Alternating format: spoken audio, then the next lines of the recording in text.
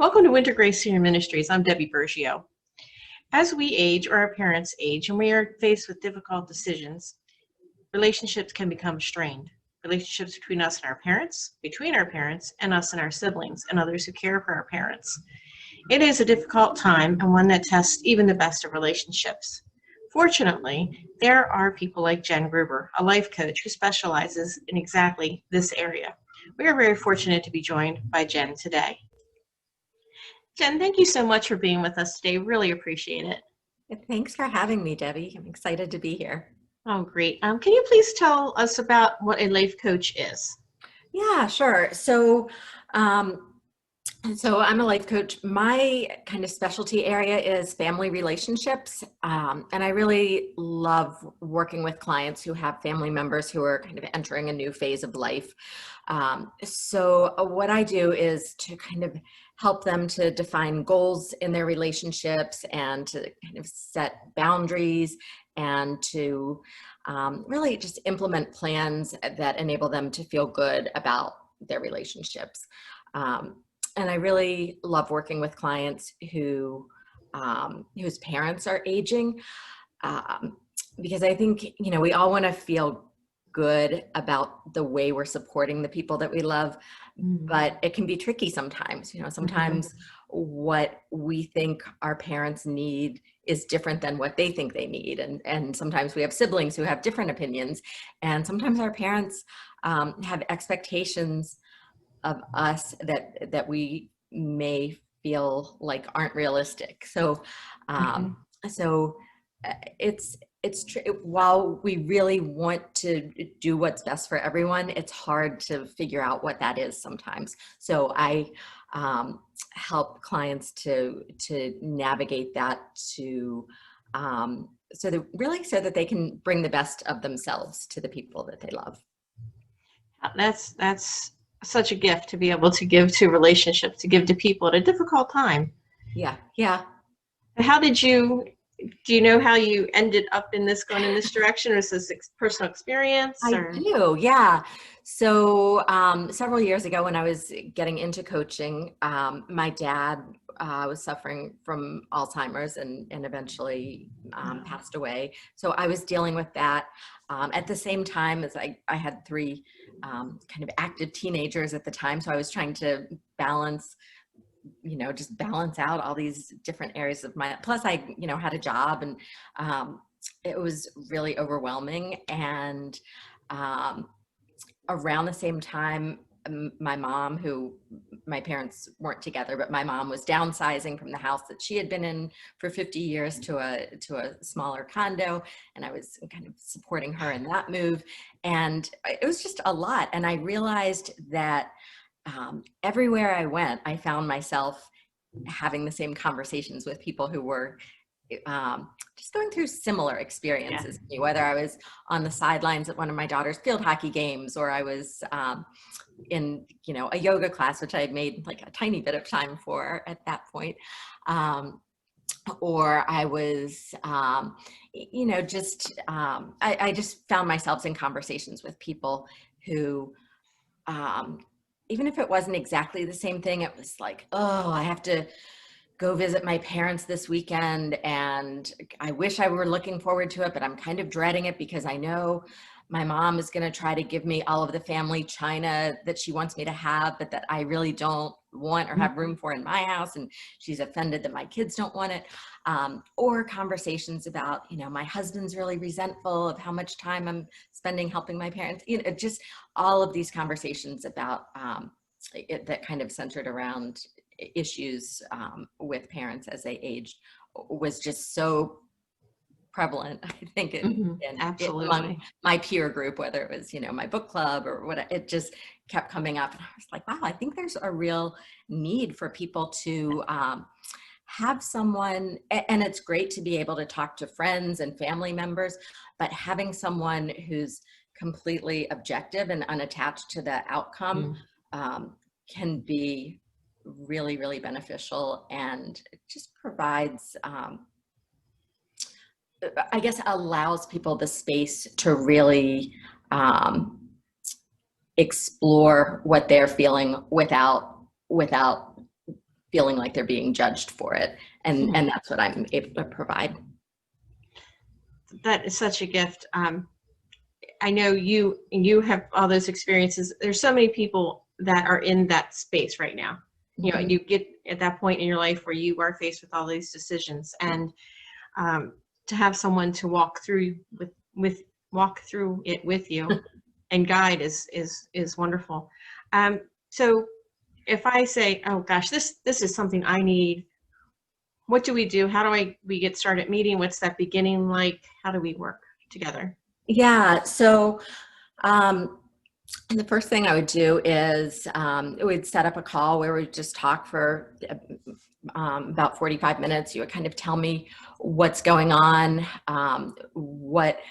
where you are kind of right now, and where you wish you were in this relationship or in dealing with this situation. And then I would share, how we might be able to work together. It's a call where we could kind of talk and figure out if we would be a good fit for each other. If you thought that I would be able to provide the type of support that you're looking for. And then at that point, if we decided to work together, my typical package is a 9-session package that spans about a 3-month period. And we start out by, I give my clients, there's an assessment tool that I use that kind of measures your energy levels, kind of where you are,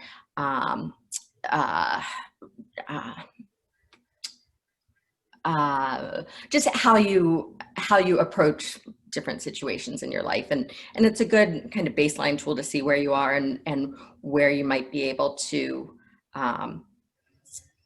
perform at a higher level. I guess the more stress we have in our lives, the farther it takes us from being able to perform at our optimal level. We want to be up here. We want to be giving 100% to the people around us. And every stressor kind of knocks us down a little bit. If we're, taking our parents to doctor's appointments constantly, and if we've got stress from work, and if, the house is a mess, whatever, if we're not getting enough sleep, all those things can impact our performance level. So we start out by just looking at kind of where we are now. Then we talk about, this specific relationship or situation and what it looks like and what we'd like it to look like. And over the next several sessions, really come up with some plans and strategies to get there. And as we go through, I support my clients, help celebrate their, accomplishments and victories, tweak the plan, if necessary. A lot of times what we think is going to work, we try it out and it doesn't necessarily work exactly the way we think it will. So we kind of move forward that way. I was going to say something else. Yeah, so I don't know. Hopefully that answers your question. So I'm hear what you're giving to others. Tell me, what is the biggest joy that you gain from what you do, from this passion of yours to serve? Oh, I really love, I remember what I was going to say. I think it's really easy for us to feel like I'm there, like there's nothing else I can do. Everything is like out of my control. No matter what I say or no matter what I do, there's nothing I can do to make the situation better. And for people to help people recognize what is within their control, and then to help them see that everyone else doesn't have to change. Just by changing the way you approach something, automatically that other people's responses to you are going to change. So I think when I see clients who feel like they're in a really kind of hopeless situation and they feel like,